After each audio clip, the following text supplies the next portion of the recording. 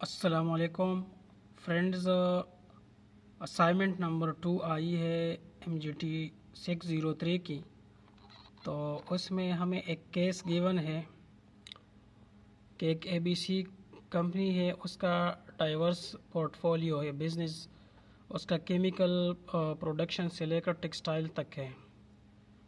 तो ये diversity offer करती है इस बिज़नेस को अपॉर्चुनिटीज़ भी और चैलेंजेस भी। टेक्सटाइल सेक्टर में ABC कंपनी के 2 यूनिट्स है, स्पाइनिंग एंड डाइंग सेक्टर। दोनों काम कर रहे हैं अपने सेक्टर में अच्छी तरह। How the management is interested in production development. अच्छा, तो इसमें ये है कि both units are working well, however the management is not interested in product development and innovation. तो इस कंपनी की मैनेजमेंट प्रोडक्ट डेवलपमेंट और इनोवेशन में इंटरेस्टेड नहीं है, और साथ में कंपटीशन भी इंक्रीज़ हो रहा है क्योंकि नई कंपनीज इस बिज़नेस में एंटर हो रही है।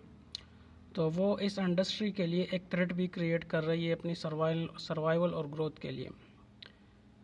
तो इन करंट पॉलिसीज़ के बिना पे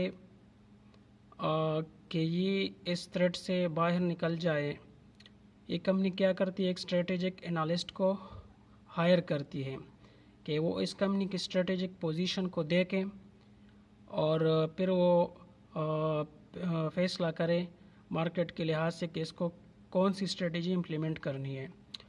तो ये हमारे पास 2 कंपनियां हैं, उसका डेटा गिवन है, जिसमें कंपनी ए है, उसका इंटरनल फैक्टर्स फाइनेंशियल स्ट्रेंथ और कंपिटिटिव एडवांटेज वो भी गिवन है। इसी तरह कंपनी बी के इसी तरह एक्सटर्नल पोजीशन भी, उस इंडस्ट्री स्ट्रेंथ और एनवायरनमेंट स्टेबिलिटी वो भी गिवन है।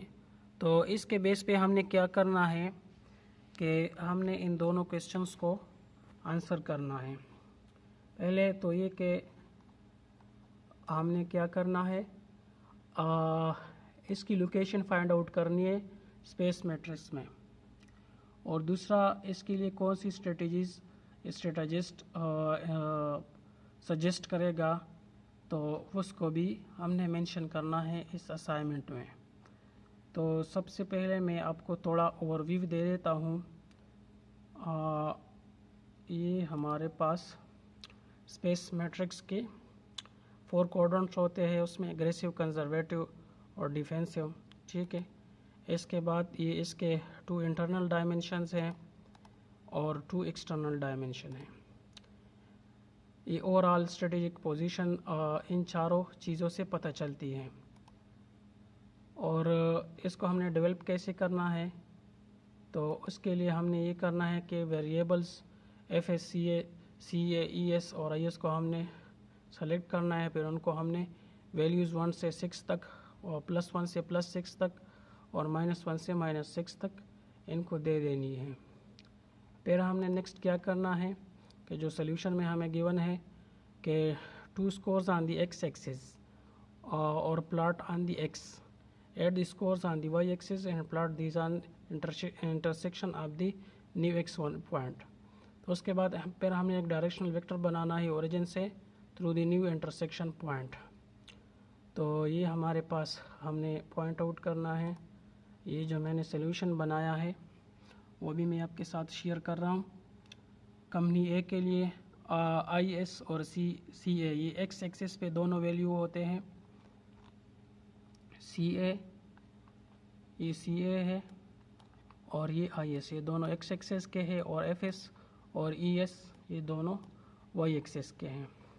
तो इसके लिए मैंने XY पॉइंट दोनों X को जमा करके ये पॉइंट निकाला है 3.2, इसी तरह Y का 1 पॉइंट, इसी तरह Y का मैंने 1.5 निकाला है, इसी तरह कंपनी B के लिए -4 और -2.7। तो इसको मैंने यहाँ पे प्लॉट किया हुआ है। ये कंपनी A एग्रेसिव में आती है क्वाड्रेंट में, और ये कंपनी B हमारे पास डिफेंसिव क्वाड्रेंट में आती है। तो इसके लिए भी स्ट्रेटजीज़ कौन सी मुनासिब है तो वो हमने देखनी है। तो ये मेरे पास एक डेटा गिवन है एग्रेसिव मॉडल में आप लोग ये स्ट्रेटजीज़ आपके पास अवेलेबल है, तो ये आपने मेंशन करनी है, लेकिन इसके लिए आप लोगों ने एक रीज़न भी लिखनी है, उसको जस्टिफाई करना है। तो प्रोडक्ट डेवलपमेंट में तो कंपनी इंटरेस्टेड नहीं है, तो इसको भी आप स्किप कर ले, और साथ में ये डाइवर्सिफिकेशन की बाकी की आप लोग सजेशन दे सकते हो। इसी तरह इस केस में आप लोग इन तीनों की सजेशन दे सकते हो।